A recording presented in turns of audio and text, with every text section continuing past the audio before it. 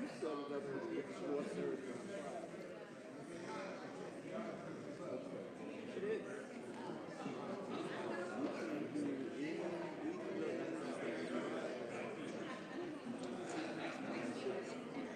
Doc, oh my man. This is the third day in a row. He's got this one 3 in a row. That's hilarious.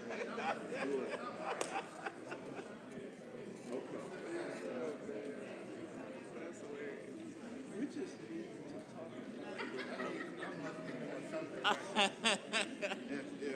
Good to see you, brother. If I'm here, that means I'm doing something. 3 in a row.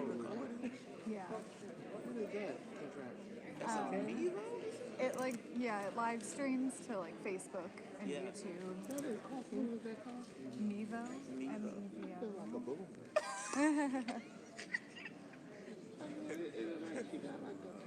Yeah, it's just like an app.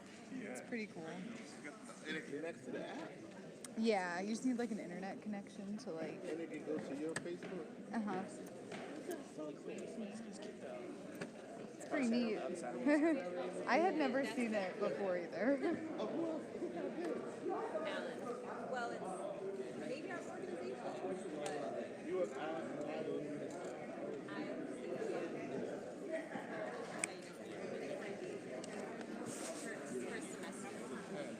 first semester, yeah. And that's weird.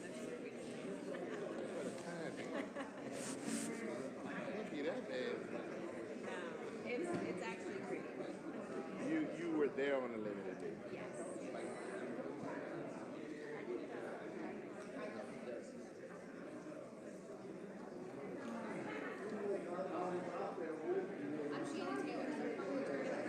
Oh, I gotta go holler at Dr. Burke. Oh, yeah. Holler at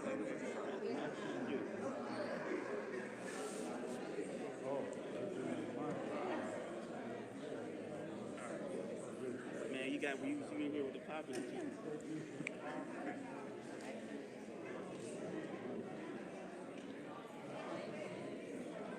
Seniors is reminding me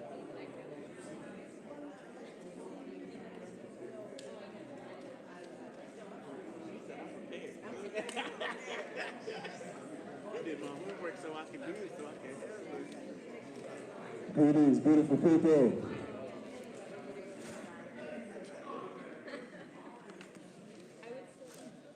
I know I'm looking at some lovely people in here, so I know that somehow or another, perhaps my voice got absorbed into the ceiling or the walls. So I'm going to repeat that as if for some reason or another I didn't state it before. Greetings, beautiful people. Greetings. All right, all right. I appreciate seeing the faces that are here presently. I want to ask everyone, because we really understand that, I appreciate everyone for being present, but as we anticipate more people coming in at the moment with the family of people that we have present, what I would love to ask or offer for you all to do is to come forward a little bit more. Let's make this a bit more of a family and intimate, if you will, affair, if you will, for those of us that are present. So those who are willing, please come forward just a little bit more, so as opposed to being spread out throughout this lovely auditorium.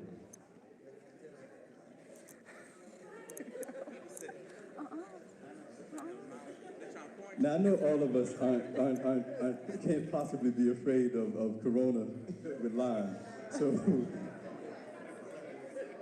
please.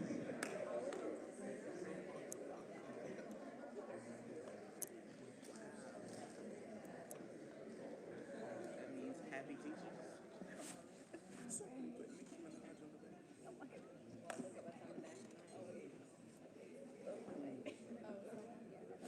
All right. Thank you all again for coming. My name is Aman Shabazz. I have the privilege of serving in the Commonwealth Attorney's Office for the City of Richmond as a policy advisor around community engagement and reform initiatives. I am delighted to be able to not just see you all here, but to have you all here to participate in this community dialogue, because I'm sure you came because you understand how important and urgent the circumstances, if you will, are around this topic. It's important to not only have individuals who can come and share their expertise and information on such topics, but it's important for you all to be engaged. We need to have an exchange. We need to be able to share with each other our experiences, our stories, our information, what we know, what we have observed, all of those things that make it important for us to be able to inform, if you will, our analyses in a way that we can make change a reality. I am not going to spend a whole lot of time up here. I want to introduce some people to you in the audience. We will have some people who will give some welcoming remarks, if you will, and we will get things underway considering where we are in terms of time. And I will keep us on time, trust me. So I want to acknowledge that we have present this gathering, if you will, would not be possible without the collaboration between our office, the City of Richmond's Commonwealth Attorney's Office, and our Commonwealth Attorney, Colette McKeechin, who is sitting up front. If you kindly please put your hand up for folks. We have our Henrico Commonwealth Attorney, Shannon Taylor, who is sitting to my left. And of course, our collaboration with Richmond Public Schools, particularly the Office of School Culture and Climate, my direct contact, if you will, and colleague, Dr. Ram Bhagat, who, for whatever reason or another, I don't see him present in the moment, but you see, oh, there's Dr. Ram Bhagat. And we also we're fortunate to be able to collaborate with, in the community with change. So I want to thank you all for your support, and in order for us to be able to bring this, if you will, dialogue to you as a community, and for you all, of course, showing up to participate. I'd like to bring up first, for some words of welcome, the principal here of Martin Luther King Jr. Middle School, Ms. Dabney.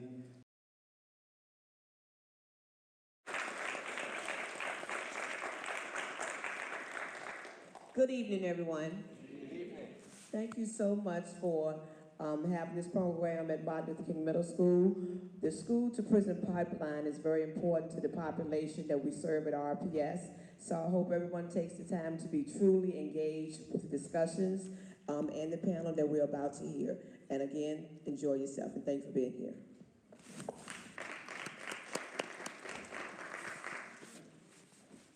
Representing the collaboration of our Commonwealth attorneys, I'd like to invite up Richmond's Commonwealth Attorney, Colette McKeechin.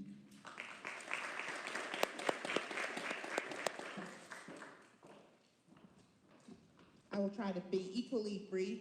I want to welcome Dr. Davis, who traveled here from Birmingham to be with us. I want to thank all of you who came out to attend, given all the circumstances going on in the city and the state.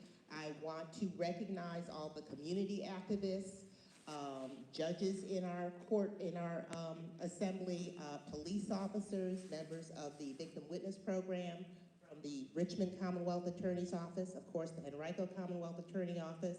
Various school board members are with us, including the chair, vice chair, and Dawn Page Adams.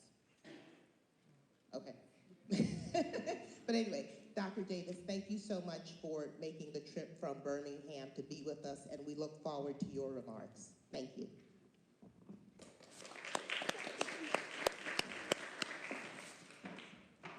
And on behalf of our schools, Richmond Public Schools, please show some welcome for Cheryl Burke, Vice Chair of Richmond Public School Board, 7th District Representative.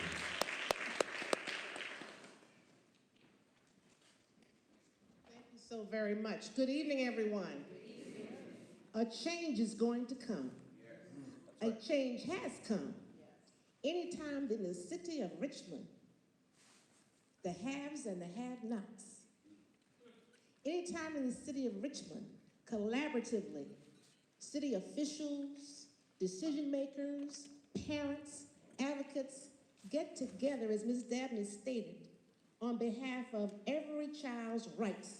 We're making a change. We're making it happen. So on behalf of Richmond Public Schools, we welcome this partnership because we can't do it alone. On behalf of our chair, please raise your hand. On behalf of Ms. Page, our former chair of the school board, and our administration, all of you that are assembled, we know that we have a lot of issues going on health-wise throughout our country and in the world. But we are resilient people. So let's continue to stand tall, make those decisions on the best efforts for every child, and together, we're going to make it happen. Dr. Davis, can't get any better than you. I've read her book, so excited that you're here. Again, welcome, welcome, welcome. Our children will be better served because of the message that you're bringing to us today. So we thank you.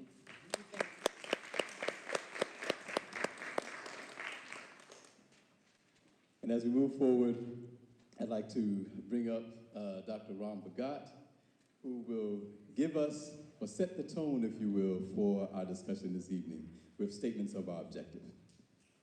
Thank you for coming out tonight. This is the second part of a series that we started in November called Urban Trauma and Restorative Practices.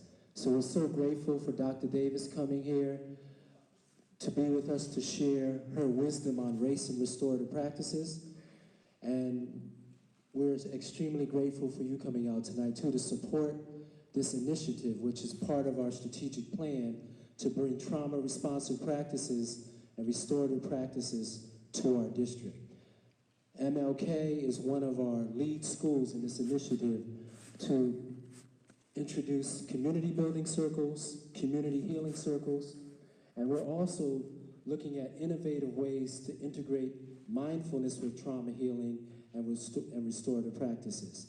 And at some point, we would love for you to visit the mindfulness room we have on the second floor in the 6th grade wing. But our goal really is to integrate these ideas and these practices in our classrooms, with our administration, in the community, and together we can make this happen. Tonight we have one of the nation's leading experts on restorative practices who is going to help increase our awareness about how effective these practices can be in building healthy relationships, restoring relationships that have been harmed, and dismantling the school-to-prison pipeline. So once again, we are so grateful for you coming out tonight. And even though it's not as large an audience as we would have, considering the health crisis that we're facing, those people that are here tonight, I know are going to carry this message far and wide, and it's going to benefit our students, it's going to benefit our families, it's going to benefit our community, it's going to benefit the nation. Thanks again for coming out, and I see a lot of people are wearing t-shirts that, or hoodies that represent our slogan, I am the work. We have some bookmarks out there that we would love for each one of you to take. I am the work signifies that we are products of our experiences, that we're more than our trauma, that we're not defined by our environment, that we have the ability to work together to make that change that's necessary to dismantle the school-to-prison pipeline. Thanks again for coming out.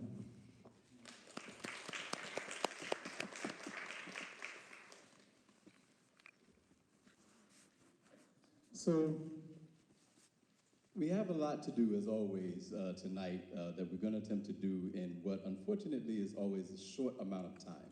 We really want to be able to unpack some things in line with what Ram just stated. Our title, of course, being Dismantling the School-to-Prison Pipeline, which we can imagine, I'm sure, we could sit here throughout the entire week and have session after session in order to really be able to unpack. I think that it's important for us to take the opportunity to open our ears, if you will, open our minds, and open our hearts. For those of us who may be familiar with the information that you'll hear, then take this as an opportunity to be able to tune yourself in, if you will, with the collective conversation, to be a part of a conversation that can help in terms of the transformation of this community and those, of course, that it affects here in the Richmond region. We are delighted is probably an understatement from my perspective to have Dr. Davis with us Dr. Fania Davis is, the way that I have described her to many when we first started talking about doing this, is a powerhouse in the restorative justice space in a national context. I would argue in an international context. And it's important for us to understand that as we start thinking about tools and strategies in order to be able to dismantle the school to prison pipeline, to really be able to understand what it is, to understand who's involved in it, to understand who it's affecting, and certainly to be able to develop a sense of what we do in order to eliminate it. It's important for us to be able to open our minds beyond what we may be familiar with in terms of the present, if you will, mode of how we find our young people being disciplined, in terms of the present mode of how we find justice, if you will, being obtained in the context of what our young people experience within the school system and within the community. Dr. Davis is a longtime social justice activist. She is a restorative justice practitioner, as it's been stated. She also is the sister of Angela Davis, who at the minimum, I'm sure, is a name that at least you've heard, and has been, from the words that I would use, and in part what I've heard from her, been a warrior in our struggle for a very long time, and has worked diligently to really be able to change the conditions, if you will, of those who suffer under various modes of oppression, various modes of injustice, various modes of what needs to be addressed in order for us to truly be able to make our circumstances, if you will, brighter and better in terms of what our youth encounter. So without further ado, I want you to please welcome her, coming here directly from Birmingham, but residing, if I'm correct, in Oakland. Please welcome Dr. Fania E. Davis.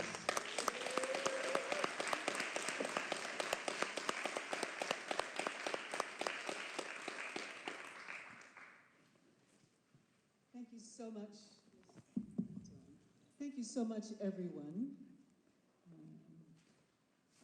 I know in this time of fear and social distancing, it's really courageous and brave of you to come out tonight. Planes are empty. You know, normally when I travel, they're packed like sardines. Schools are closing down, conferences are not happening. So I just want to give you an extra commendation for coming out tonight. I'd like to begin with an African greeting you've probably heard before. Kasedian Njeri. Kasedian Njeri. That's the Ma language, the Maasai people. It means, how are the children? How are the children? This is actually a greeting of the fabled, mighty, fierce Maasai warriors.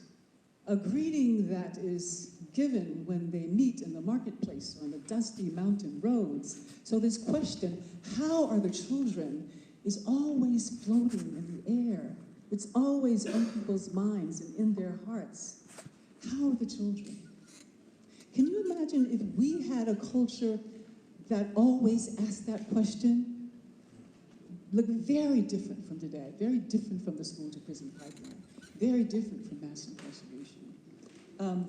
So I'm glad that you're here. I know that you're here because you want to make sure our children are well.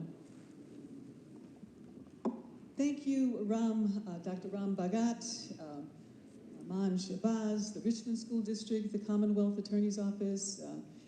Is it Enrico? Thank you. And Initiatives of Change for inviting me to be with you here this evening in the city of Richmond. I want to also just acknowledge Ms. Dabney and Martin Luther King Middle School and the Henrico District Attorney. I think that's Ms. Taylor. And of course, Colette McEachin, the Commonwealth Attorney, and Ms. Burke, who is a member of the school board and 38-year educator. She wants the children to be well, and all of them do, that's for sure. Thank you all for being here tonight. I am here with you tonight in Richmond, Virginia, the second capital city of the Confederacy, and one of the nation's largest national slave trading posts. A city that in the 1960s resisted court orders to desegregate the schools, right? But it's great to be here, in spite of that history, because of you. It's great because this is a city whose citizens are beginning to reckon with all of the historical and contemporary harms associated with its name. This is a city of people like you who are transforming legacies of slavery, racial terror, and racial hatred. This is a city of great monuments that glorify Confederate generals, but it's becoming a city where monuments are being built to honor Black people's role in history. A city that is home to the Slave Trail Commission, and I've been on the slave trail, the Lumpkins jail site, I've been there, the Black History Museum, and other memorial sites that unearth long buried histories. So I want to honor you and acknowledge you for that. This is the state of Virginia, the heart of white supremacy in the Confederacy, that has issued the first public apology for slavery by any state in the Union. I think you deserve applause for that. The first in the nation to apologize. Of course, saying sorry is one thing. Doing sorry is something else. So I'm sure we're still very short on the doing side. This is the state where Virginia Theological Seminary created a groundbreaking $2 million reparations fund that can be used to help descendants of slaves with scholarships and medical bills. One of the first, again, in the nation. This is a state where the University of Virginia is building a state-of-the-art memorial designed by community members to honor slaves that worked on that campus. I think it's going to be dedicated in April. Does anyone know about that? It's been postponed. What was that? It's been postponed, but that was the date. Oh, okay, of course, like everything else. Right. This is a city that is engaged not only in truth-telling and reparations work, but also in racial healing. I'm talking specifically about the initiatives of change work. In particular, I think you had a racial healing day in January, right? So as was said, I just left Birmingham, Alabama, my hometown, and the Confederacy's first capital. Similar to Richmond, Birmingham is today being transformed. Birmingham, the shame of America in the 1960s, when 5 girls were injured, actually 4 were killed and 1 was blinded in the Birmingham 1963 Sunday school bombing. I say Birmingham is being transformed. I happened to be there earlier this week at the Birmingham Civil Rights Institute, and if you haven't visited there, it's an amazing institute that tells the story of the civil rights movement in beautiful, interactive, multiple ways. But we were there a few days ago because descendants of Black men who were killed without justification by police at the time, and of course the police were not disciplined at all, came to Birmingham to have a dialogue with the Birmingham City Police and other officials. So this was a restorative dialogue, a healing dialogue, so that we could talk about how we recognize that harm that had been buried for years. I did not know about the 144 police killings that took place during, I think, 2 decades in Birmingham, Alabama. I learned something about my own history there. And so the point of that gathering in Birmingham was to tell the truth about that history. The point was for Birmingham to recognize the harm that it had done, that its predecessors had done, to take responsibility for that harm, and to take action to repair it. And those are the 3 R's of restorative justice: recognizing harm, taking responsibility for harm, and taking action to repair that harm.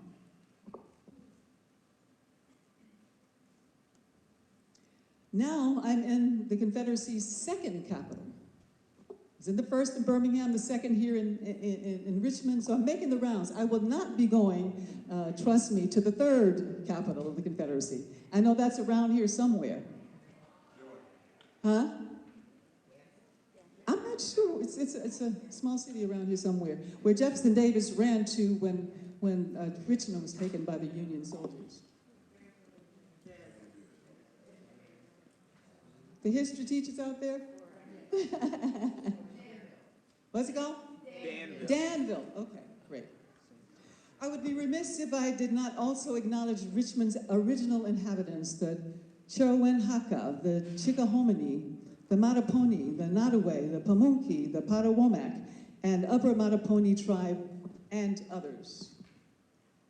In invoking the ancestors of this land, we acknowledge this is an occupied land, a post-genocidal land.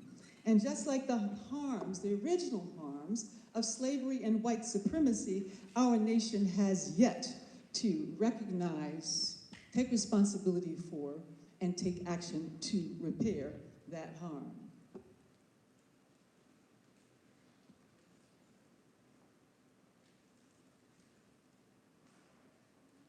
Okay. I want to talk a little bit more.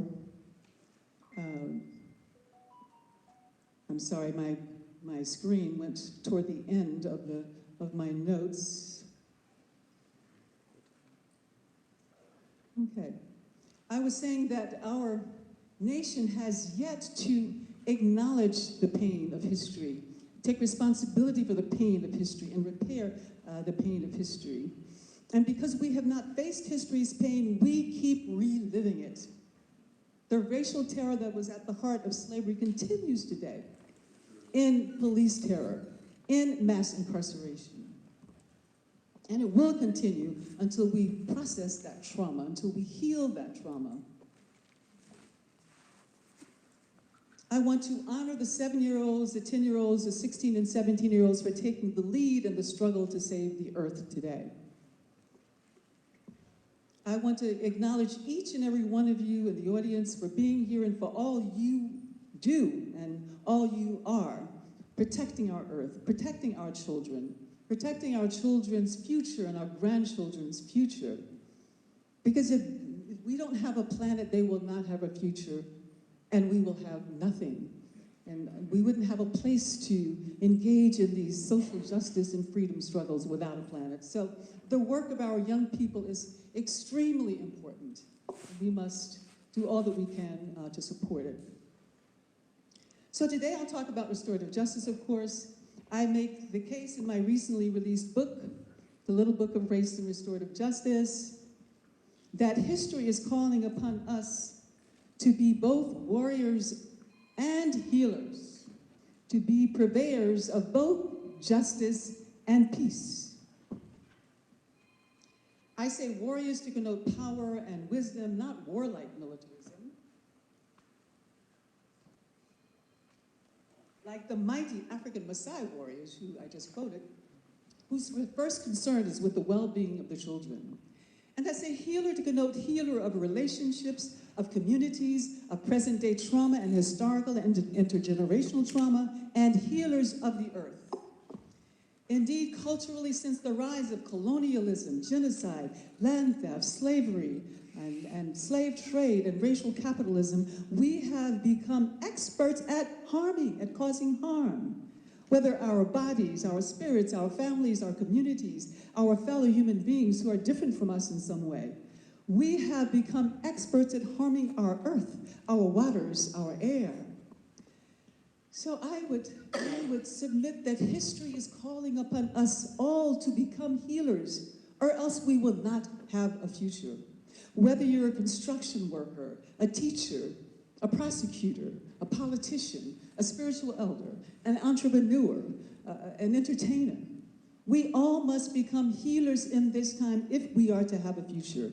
Restorative justice offers us a toolkit and a worldview to become healers. Let me bring home this idea of being both warriors and healers by sharing my personal journey for a moment. I was born, as has been said, in the in Birmingham, the most segregated city of the South, with all of its bombings meant to terrorize activists in the rising civil rights movement. We lived in this house right over here in the bottom right quadrant, that sort of Queen Anne home, atop Dynamite Hill. This is our neighborhood. We lived atop Dynamite Hill. It was called that because of the many bombings by the Ku Klux Klan and other racial hate groups to terrorize black people, to intimidate them from joining the civil rights movement, and also to terrorize families that moved into our neighborhood, which was previously all white. The first words we read, my siblings, my sister and my two brothers, were color and white. Those are the first words we learned how to read because they were omnipresent in Birmingham, Alabama. Some of my earliest childhood memories are being awakened in the middle of the night, hearing my father jump out of bed and seeing him grab his gun to run downstairs and check to see if racial terrorists were lurking in the bushes. In fact, my father was part of not a slave patrol, excuse me, I don't know where that came from, but was part of a patrol, an armed patrol of other fathers in the neighborhood who were protecting their families from the Ku Klux Klan and from the bombings. In 1963, I lost two close friends in the Birmingham Sunday School bombing. Cynthia, can we get the next slide, please?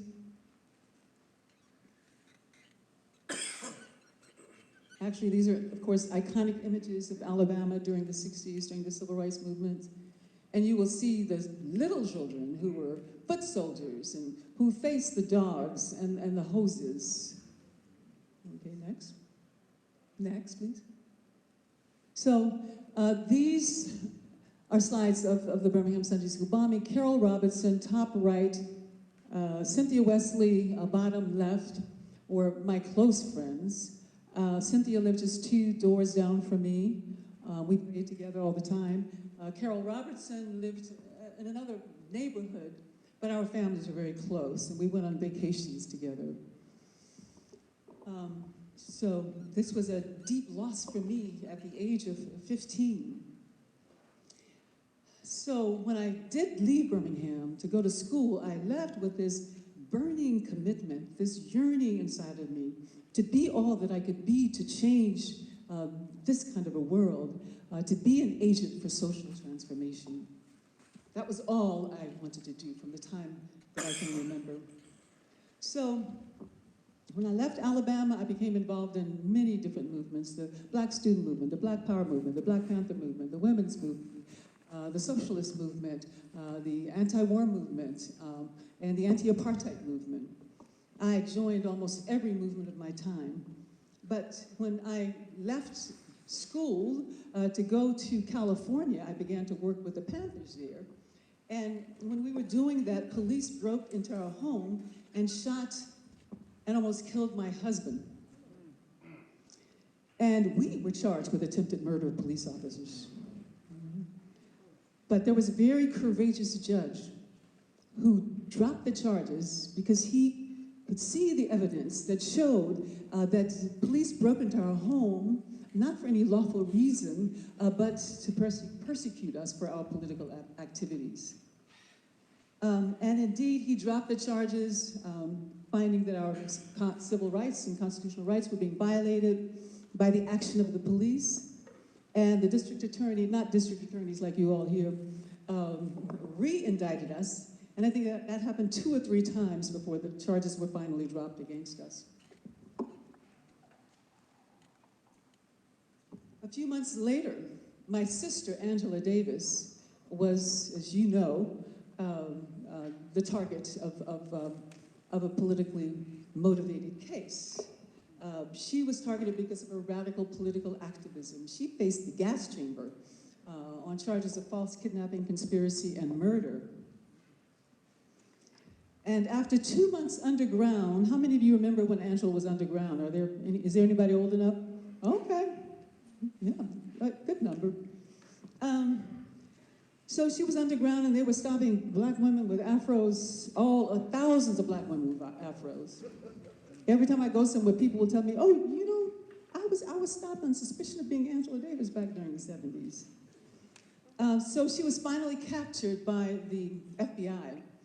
And President Nixon, then President Nixon, congratulated the FBI and branded her a terrorist. So from that day forward, I knew, without question, that I would devote my life, however long it would take, to save my sister's life. So I worked, traveled, and organized nonstop with my family and others. I went around the country to speak and organize Free Angela Davis committees. I went to Europe, South America, and spoke in those countries as well. And so a massive movement was organized after about 1.5 years to free Angela Davis. And indeed, she was acquitted by an all-white jury in 1972. And if any of you younger folk out there want to learn more, or even the old folk in my generation, there's a movie called Free Angela and All Political Prisoners. I don't know if any of you have seen that, but it documents that trial. It's a great social justice history that's presented in this documentary, and you history teachers might want to show it in your classes as well. The amazing lawyers on Angela's team taught me, or inspired me. They taught me about law, and they inspired me to become a lawyer myself. So after almost 3 decades of fighting injustice in the courtrooms and streets, I was filled with rage. Rage against Birmingham, rage against white supremacy, rage against racial terror, rage against the police who almost killed my husband, and rage against those who tried to execute my sister Angela Davis. I was so filled with anger that I literally got sick.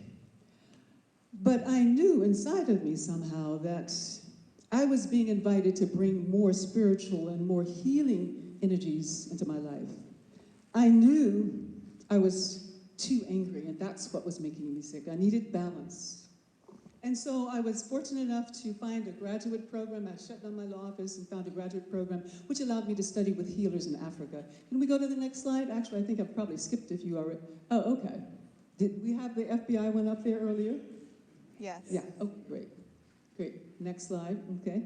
So I entered a PhD program which allowed me to study with the healer, the Credo Mutwa, Busamazulu Credo Mutwa, in the blue over to the right. And after I returned from Africa and completed my PhD, I learned about restorative justice from a prosecutor from Austin, Texas, who had been able to beat back conservative forces who were trying to kick him out of office. He was reelected 3 times because he was able to use restorative justice to reduce crime and make Austin and Travis County a more safe place. And this was a game changer when I learned about this new justice dawning on the horizon of human history. It's a new way of thinking about and doing justice, a justice that seeks not to punish, but to heal, a justice that is not about getting even, but about getting well, a justice that is a healing ground, not a battleground, a justice that creates social peace instead of deepening social conflict. So finding restorative justice was life-changing for me. It allowed me to integrate my inner warrior and my inner healer. I did not have to deny one or the other. I could be both. And naturally, given who I am, I was interested in exploring the topic of race and restorative justice. I was talking to about this to a group earlier today. I was really interested in what I could find on the internet, what I could find in the country that was being done on race and restorative justice. I discovered thousands of restorative justice publications, but when I did a pinpointed Google search on race and restorative justice, I did not even turn up a handful of documents. I was astounded. The restorative justice community was virtually all white with no consciousness about race, about racial justice, about social justice, even though they were an organization, a movement that purported to transform the justice system, the criminal justice system. And of course, people of color, black people in particular, are the ones who are most negatively impacted by the justice system. And they had no clue. It was mind-boggling for me. So a small group of us were determined to transform the whiteness of the restorative justice movement. We organized a watershed conference, a national conference that was focused on race and restorative justice, that featured Angela Davis, my sister Tim Wise, and other anti-racist activists. And this was a turning point. In the years since, we've had a lot of convenings, research, publications, and curricula that address racial and gender justice.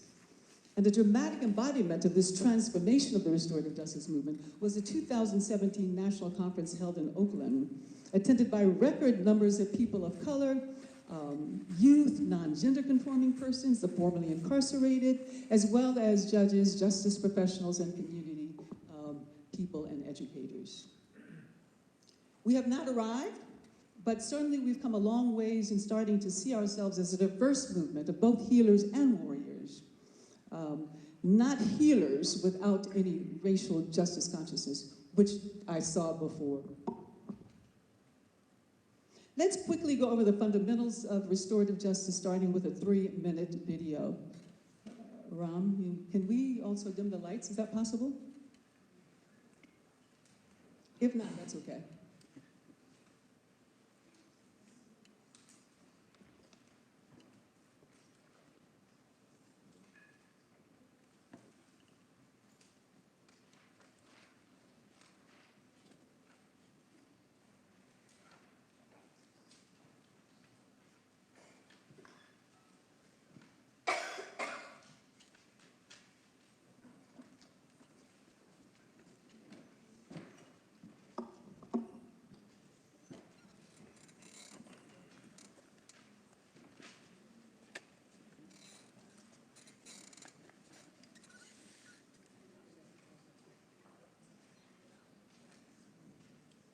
If crime hurts, then justice should heal. That's Fania Davis. Full screen. It makes sense, right? Unfortunately, that's not what we're doing. In the US, there are 2.2 million people behind bars and nearly 5 million on probation and parole in a system of mass incarceration laden with racial injustices that disproportionately affect minority communities. 1 out of every 14 children has a parent in prison, destroying the health, stability, and resources of entire communities. This is the retributive justice system, and it operates on the theory that punishing people for crime makes them stop. It's hugely expensive, destructive to the human spirit, and worst of all, it doesn't work. Psychiatrist James Gilligan even calls it the most powerful stimulant of violence that we've yet discovered. People are looking for another system. Fortunately, there is one. It's called restorative justice. It focuses less on punishing the crime and more on holding people accountable in order to heal the harm. Restorative justice is based on who we really are. We're designed to live in community, to be of service to one another, and to nurture and repair our relationships. Where the retributive system asks, who did it, what rule was broken, and how do we punish them? Restorative justice asks, what is the harm? Who has been harmed? How do we repair it? Here's how it works. All the stakeholders get a chance to be heard in a facilitated process that balances the needs of victims, offenders, and the community. The person harmed explains how he or she was hurt. This itself is healing as it meets the need for acknowledgement, validation, and repair. The person who did the harm is held accountable in a new way.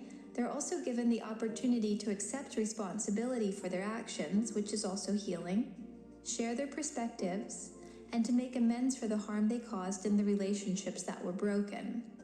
The whole community has a chance to address the underlying problems that gave rise to the situation, and then everyone works together to find a way to restore balance and offer healing to all stakeholders.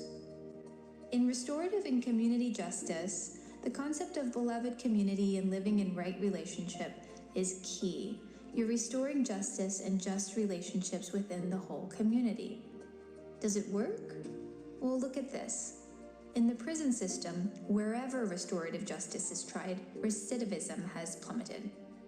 In schools, switching to restorative justice drops suspension, improving students' educational and social well-being, while reducing bullying and other manifestations of violence. and it costs next to nothing by comparison. One teacher said, "Every time I use the retributive system, I lost a relationship. Every time I use this new system, I gain one." Restorative justice is justice that works, justice that transforms, justice that heals. Now that sounds like something we all want more of in our communities, so spread the word in yours.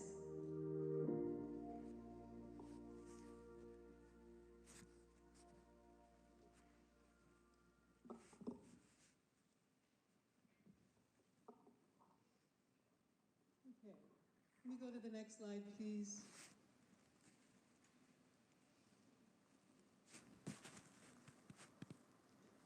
Okay, so I think if, for those of us who are new to restorative justice, and this is probably a review for those of you who are not, but it's important to remember that restorative justice invites a paradigm shift in the way that we think about and do justice. And that makes it different from other alternative dispute resolution methods like mediation or arbitration or youth court or even community court. It invites us to think totally differently about the way that we do justice. You could say that ours is a retributive system.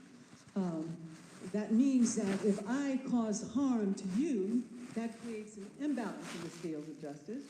The only way to rebalance the scales is for me to be caused harm. An eye for an eye, tooth for a tooth.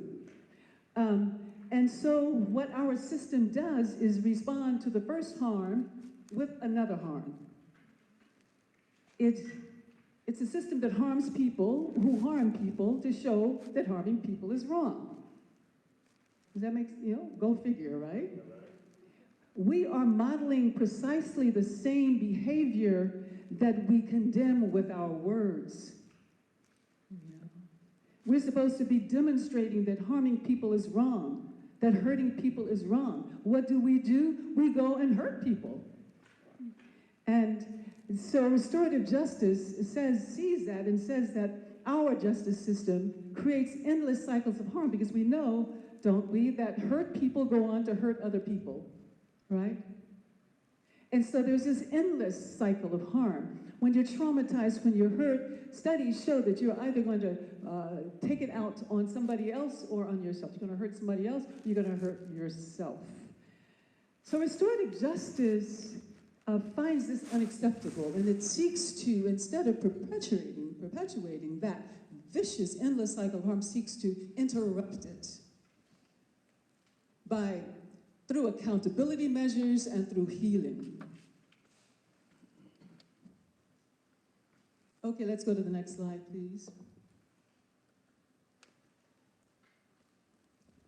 And as the video showed, restorative justice works better because recidivism is slashed, in many cases, by about 60%. It's much less expensive, and it helps to transform communities and relationships because it is a relational justice. It sees relationships as primary in creating healthy communities. Harm people, and healed people, heal people. Restorative justice sets into motion endless cycles of healing. Can you click again, please, Ron?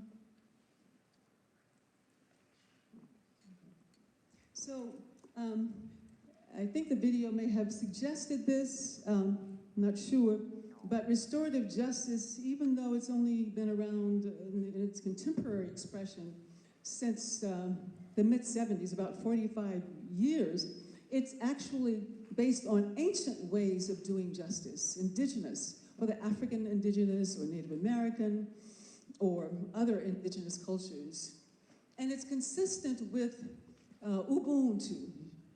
You probably learned about Ubuntu in connection with the Truth and Reconciliation Commission of South Africa. And that expresses a worldview that centers community. Yes, we are individuals, but we are who we are as individuals because of our relationship with our communities. We are who we are through our relationships. Our relationships with one another, our relationships with the earth, our relationship with the divine. This is what defines us, our relationships. And indeed, you will find when they do profiles of mass murderers, of gun violence, perpetrators of gun violence in schools, for example, they find that these young men, usually young white men, have no relationships. They're isolated, they're cut off. They have no healthy relationships. Indeed, we as human beings, that's a human need to be in relationship because we are relational people. We are coded, our DNA is coded for us to be in relationship with one another. And Mitake Oyasin is the Lakota Sioux expression of this principle. We are family, we are relatives, we are born, we are here to learn to take care of one another. And in Lakesh is a Mayan expression, I am the other you. Next slide, please.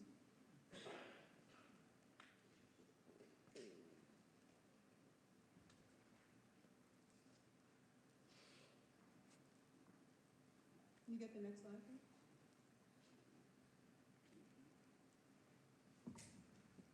So I talked about that human need to be in connection, to be in community, to be in relationships. We've lost that in our culture today. We're connected to our gadgets, our devices, and we're actually losing our connections with one another. With the children who are always playing the video games and on their devices, they even have diagnosed something called wilderness deficit disorder. They're not outside and they're suffering health-wise from that. So restorative justice is a way to restore community and restore relationship.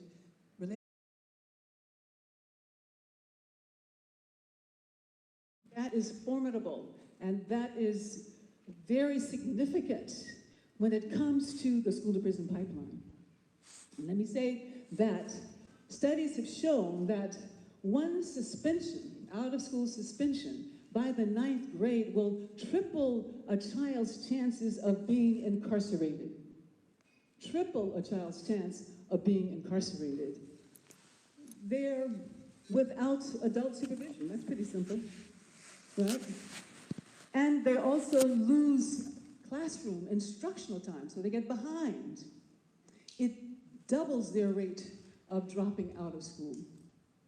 Triples incarceration chances or incarceration likelihood, and it also doubles your chances of dropping out. And there's a school-to-prison pipeline connection with dropout. Kids who drop out are at very high risk of being incarcerated. If you look around the nation in state prisons, 75% of inmates are high school dropouts. 75% of them. So we got to keep our children in school. We got to create a school that welcomes them, that sees their gifts, that nurtures them. That is the strongest protector against incarceration.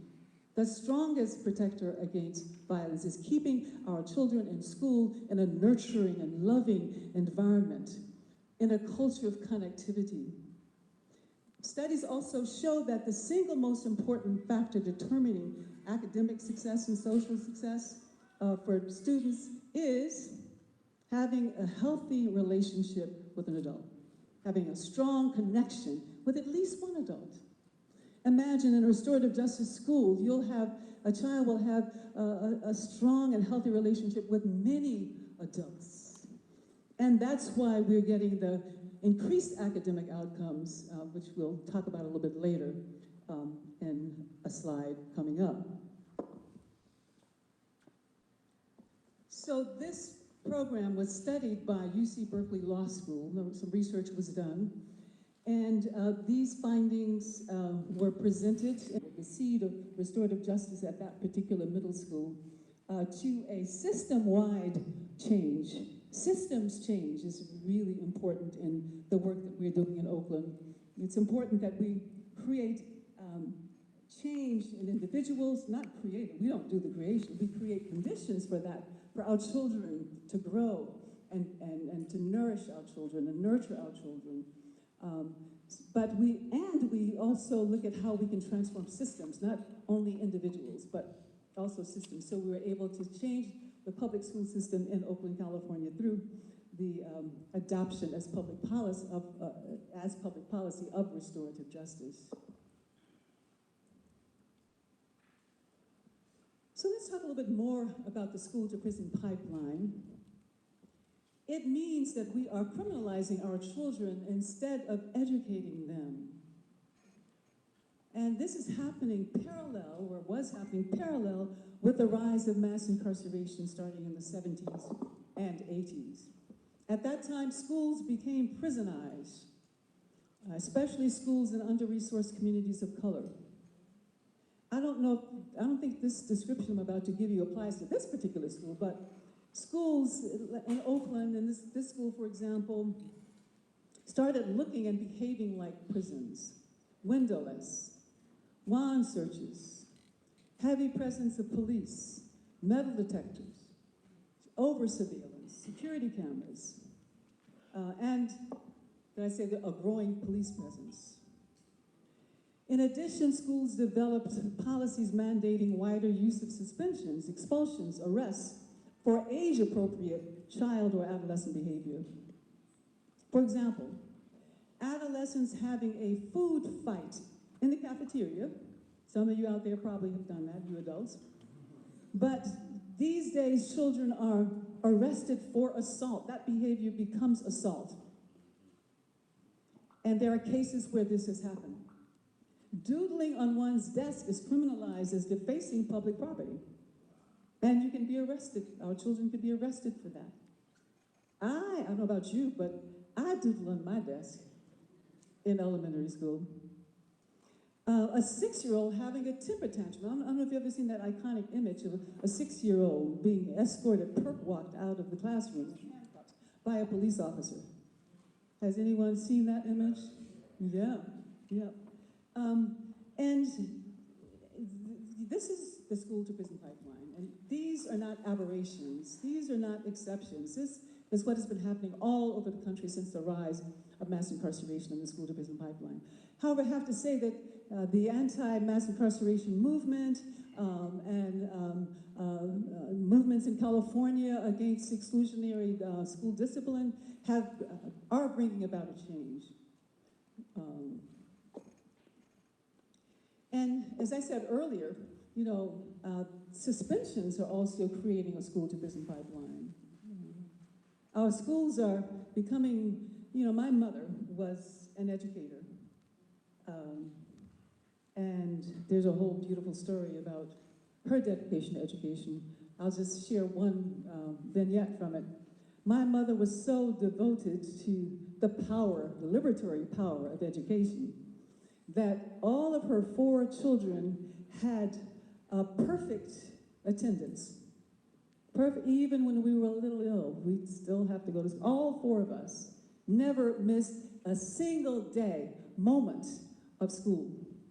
But if she could see that schools now, instead of creating pathways to liberation or creating pathways to incarceration and violence, she would be turning in her grave, as would many of our ancestors. Frederick Douglass, who believed so powerfully in education, in liberatory education. And it's not just arrests that create the school to prison pipeline. The suspensions are automatically used. Let's say if you break a rule, like if you have a cell phone that you shouldn't have in your classroom. Have any of you seen that video of Spring Valley High School in South Carolina, where this white officer is body slamming a young girl, the 15-year-old, remember that? Yeah. That's the school to prison pipeline. And when I saw that, how many of you saw it so I can? Oh, wow, almost everybody, yeah. So when I saw that, I could only say to myself, you know, this petite 15-year-old being body slammed by a big white officer. And when I looked at that, I saw slavery. I was transported back 400 years, 300 years. Only in a nation that is born in the blood of slavery would we see these kinds of images today in 2020.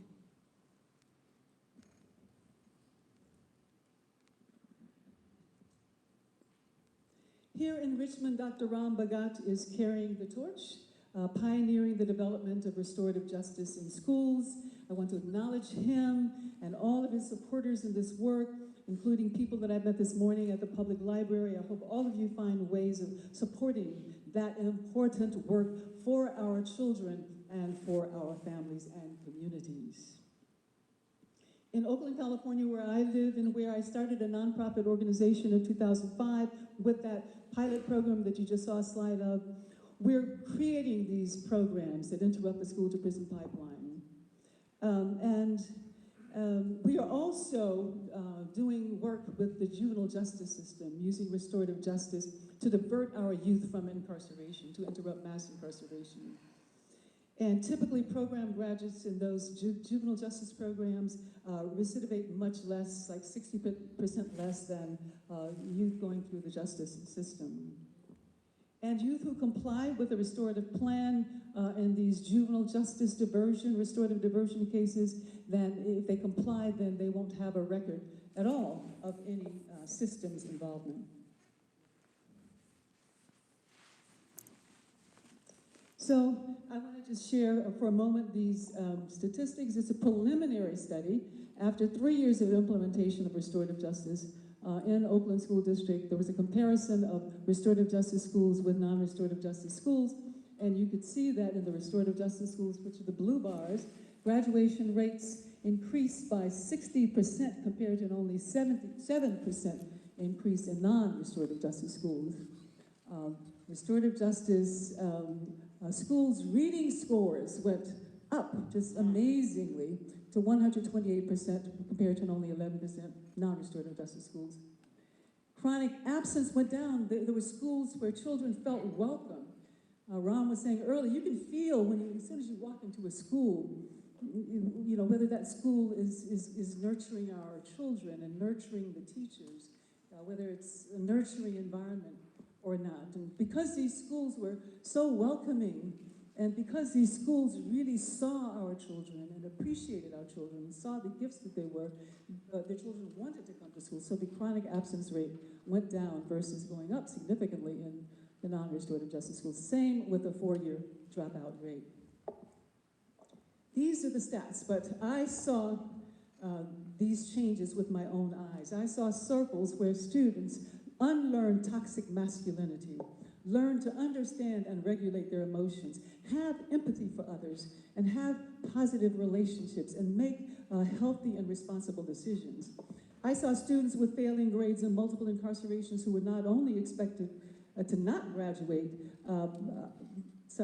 I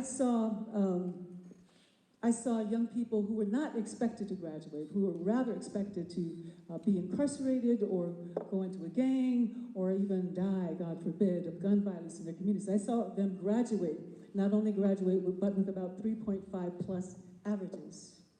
Girls who were longtime enemies became friends after sitting in a peacemaking circle.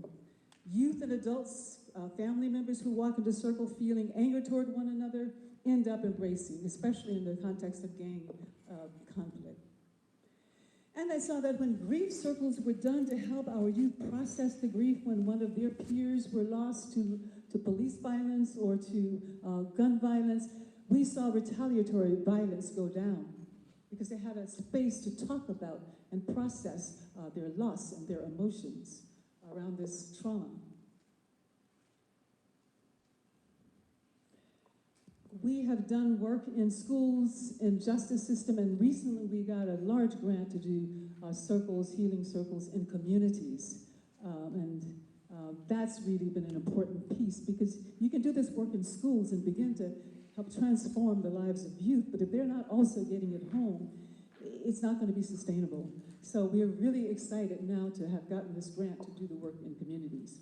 So in closing, harm and injustice pervade our lives. We need healing. Harm and injustice, did I say justice? Harm and injustice pervade our lives. We need healing and we need justice. If we are to move into a future, history calls us to be both. Don't feel you have to be either a healer or a warrior for justice. You can be both, like Nelson Mandela was. If you're interested in joining the growing international movement to create a culture of healing, a culture of peace and justice, I strongly urge you to learn more about restorative justice. Study it, read about it, attend trainings. I'm sure that Dr. Bagat has trainings going all the time. Learn to facilitate these peacemaking circles or do restorative conferencing for the juvenile justice system. You can do these circles in your families. You can do these circles in your communities, in your workplace, as well as in the schools and justice system. Go to the 2021 Chicago Conference, National Restorative Justice Conference. I want to emphasize that while restorative justice has great promise, and I'm enthusiastic about it, and international studies affirm its effectiveness, it is not a panacea. It's not a magic wand. In fact, it is not always appropriate. If the person causing harm, for example, in a conflict circle, does not take responsibility for that harm, and even after hours of discussion with the facilitator still does not take responsibility, we will not bring that person causing harm to encounter a person who has been harmed. We won't bring that person into a circle. We won't have a circle process, only to have the harmed person be reharmed and re-victimized. So restorative justice cannot be used in cases where the person causing harm does not take responsibility. Or if the accused person is innocent, they shouldn't take responsibility. It's not appropriate for that. Or the person responsible for harm really needs more specialized medical and professional attention that we can't offer in that circle. Indeed, as important as it is to learn how to be healers and peacemakers in today's world, it is not enough. It is not enough to be a healer. It's important. It's necessary, but it's not sufficient. Today, history calls upon us to be both healers and warriors, not one or the other, but both. And of course, there is 2020. Let us honor the ancestors who labored and died to obtain the right to vote by dedicating ourselves to doing all we can to defeat voter suppression policies wherever they are. We may or may not be excited about any or either of the presidential candidates, but let's vote. Let's vote. It is our solemn duty to our ancestors, to our earth, to our children, to the 7 generations to come. It is our solemn duty to vote in 2020, to organize families, friends, communities to do so, to take every conceivable action to ensure the current occupant of 1600 Pennsylvania Avenue, a climate change denier, a xenophobe, a homophobe, a transphobe, a racist, an Islamophobe, and the most dangerous president in U.S. history is removed.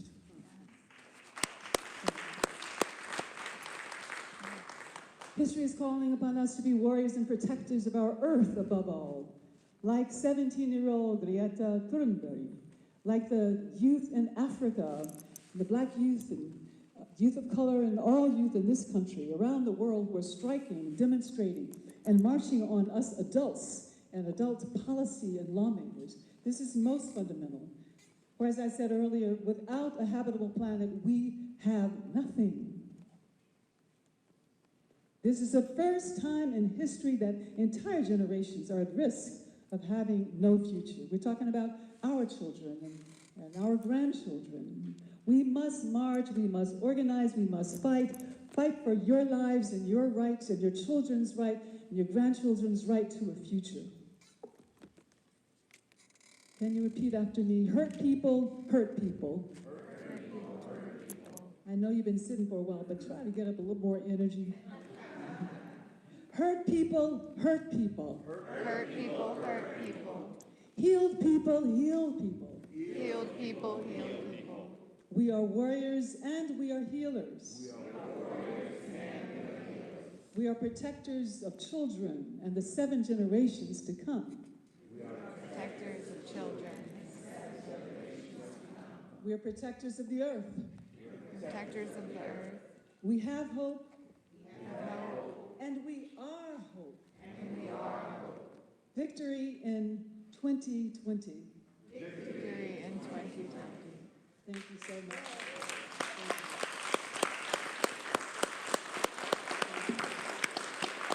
Thank you.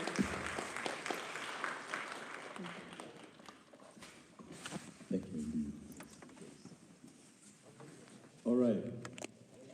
As I promised earlier, I am going to keep us as close to where we need to be on time.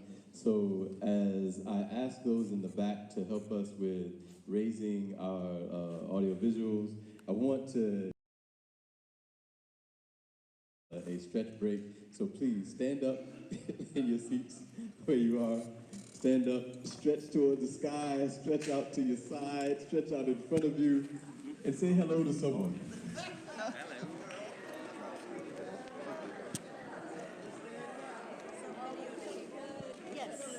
And while we're greeting each other and getting prepared for our next segment, we've been given a foundation, and now is our time to take the opportunity to dig deeper.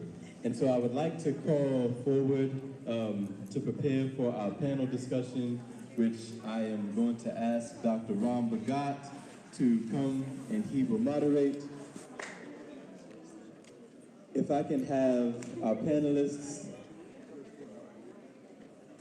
as I see everyone kind of engaged, to come forward to the front, please.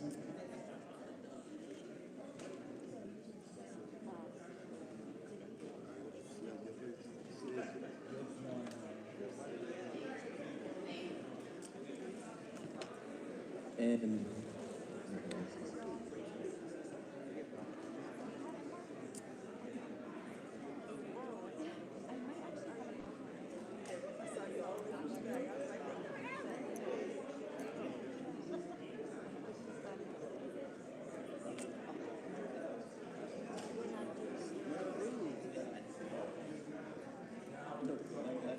no.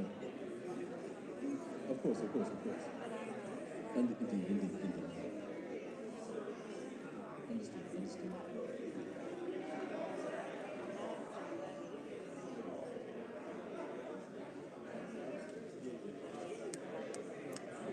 Yeah, somebody typically like it. But as soon as they do. And then we can settle back so that we can move towards the dialogue portion. I don't see assistance for the audiovisual piece, but if someone can please raise our screen for me, that would be wonderful, so that our panelists can be seated.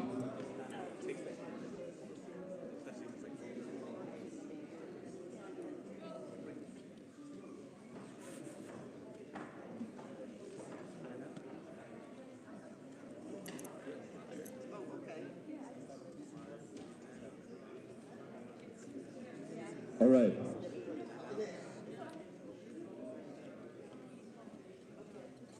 If I can have everyone settle so that we can continue on, please.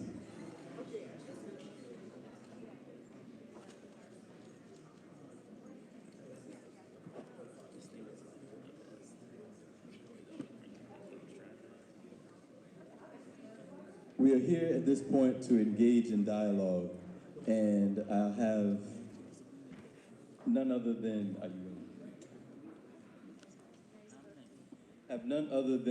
Dr. Ram Bhagat, who will be moderating our panel, and I would love to invite Dr. Davis to join us for this portion of the dialogue, just to sit with us. I know she has taken some time to share her insights and information, and I would love to see us utilize the time remaining, to engage in an exchange, but I'd love to also have her present with the rest of our panelists.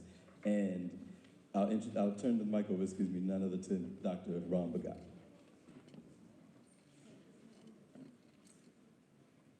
And while Ram is getting prepared, let me take, okay. I'll do it. I might as well finish it. I just want to take a moment to introduce you to our panelists. To my far left, we have the Executive Director of Rise for Youth, Ms. Valerie Slater. To her right, it's okay for you to respond. You can actually there you go. Indeed. Do we need to do some jumping jacks? No. To her right, We have the director of the Children's Defense Clinic, Julie McConnell. To her right, Director of Public Advocacy for Nexus Services, King Salim Kalfani. And you, of course, have already been introduced to Dr. Fania Davis, and I will now turn the mic over to Ron. Thank you, Amon. Appreciate you staying for this portion of the program. One of our panelists was unable to attend tonight due to illness. We're going to have each panelist respond to a specific question related to dismantling the school-to-prison pipeline. They'll have approximately 3 to 4 minutes to address the question. After each panelist has a chance to share their comments on their specific question, then we will open up the dialogue to the community. So the first question is for Valerie. The first question is for Celine. Why do the conditions exist for the school-to-prison pipeline to be a reality? In other words, what has contributed historically to the creation of the pipeline, and how are those conditions sustained today?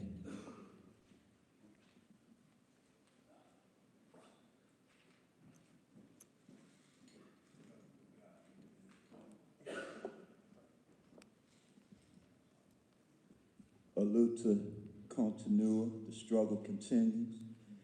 The reason there is a conception to prison pipeline is because of kidnapping, 300 years of enslavement, torture, rape, brutality, medical experimentation, black code, sharecropping, bans on testifying against whites, mandatory segregation, bans on jury service and voting, lynchings and mob violence, imprisonment for unpaid work, bans on interracial marriage, redlining, forced sterilization, employment discrimination, educational discrimination, biased laws, and mass incarceration.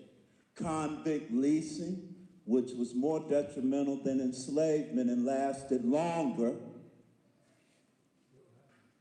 Biased laws, policing, white flight, subprime mortgages, mass incarceration, conception to prison pipeline, disproportionate special education referrals and punishments, testing, tracking, school funding, or lack thereof, biased media, voter suppression, cultural mockery, historical omissions, unaddressed trauma. Need I go on? Now, what I would further like to say in my 3 minutes, I'm going to speak faster than I've ever spoken in my life. Because 3 minutes is not very much time, but there are many people who are doing work in this regard. And I would like to just say that urban trauma is an issue. Restorative practices can address that. Community healing circles, knowledge of self, which will include health and wealth, anti-racism and undoing racism trainings. We have Maximum Impact LLC, which is Aman Shabazz, Dr. Ron Bagat, Dr. Dwayne Thomas, who are doing that kind of work and are experts in the field. They need to be in all of our school systems.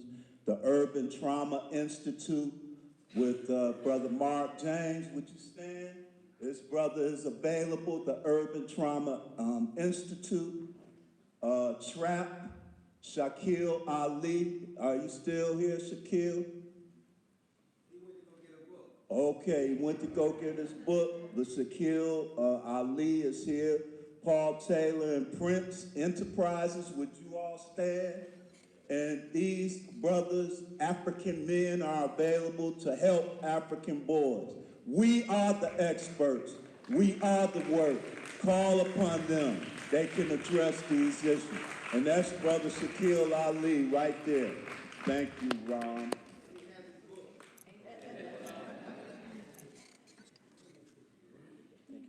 Valerie, who is experiencing these conditions, especially in the Richmond metro region? Following what King Salim just said, we know that it is disproportionately children of color. So I would like to share with everyone here, I hope I have enough. This report was drafted by the Commonwealth Institute for Fiscal Analysis and Rise for Youth, and it's called Ending the Cycle of Incarceration for Black Youth.